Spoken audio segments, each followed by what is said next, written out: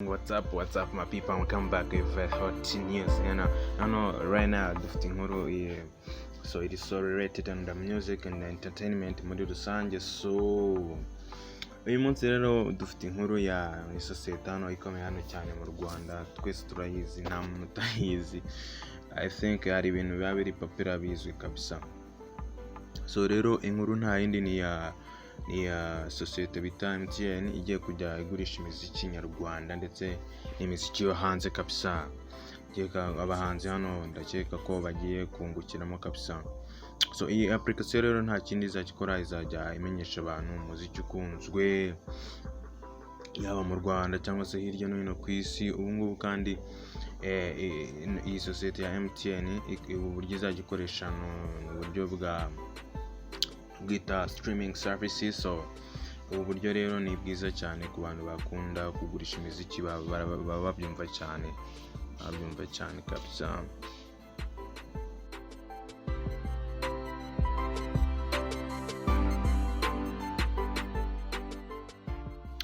Iyi application rero yitwa The Music Time, izajya ibashisha abakiriya ba MTN kumva imiziki bidasabye murandasi cyangwa se internet nk'uko mubyumva neza.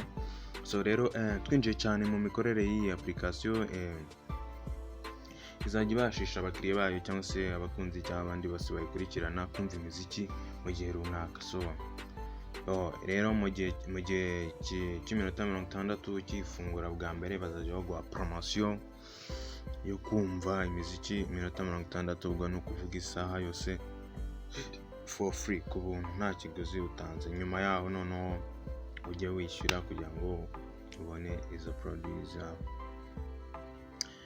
Rero iyi application igiye gufasha abahanzi kumenyekanisha imiziki yabo hirya no hino ku isi, ko izaba iri international. Sibyo ko mu ntangiriro n'ubundi izaba isa nkaho iri gukorera cyane mu Rwanda.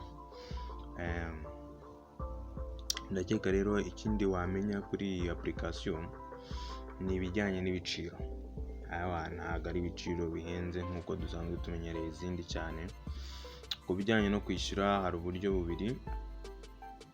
Uburyo bwa mbere ni ukwishyura iminota 120, ni ukuvuga ngo amasaha 2 azajya amara icyumweru, ukayigura amafaranga 200 y'u Rwanda.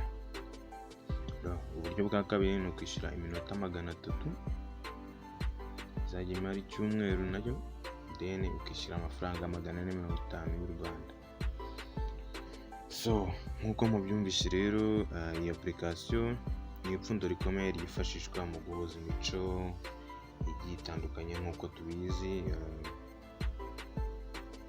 Nk'uko mwabyumvise rero, nk'uko tubizi twese, umuziki udufasha entertaininga, kuruhura mu mutwe, tukaruhuka mu mutwe mbese muri rusange. Ni ukuvuga ngo rero iyi application kabisa ntibacike, you have to check. Wayisanga kuri ububiko bwa Google aho babika application byo bita Play Store, Google Play Store. So wayisangaho ukayidownloadinga then ugatangira kwiyumvira imiziki nta kibazo na kimwe gihari cyane kabisa. Mu by'ukuri rero this story is so amazing, is so good, it is so good for entertainers, abantu bashaka entertaining kabisa. You can go and check and enjoy the music. So nongeye rero kubashimira kubwa rukundo muri kutwereka, bibutsa gukora subscribe if you are not subscribed. You can press on subscribe button and enjoy our news, our trending news on Kigali Trending TV. Tatubafitiye kabisa inkuru ziri so hot, ziri trending everywhere here in Rwanda kabisa. Ndabakunda cyane. Ciao, see you.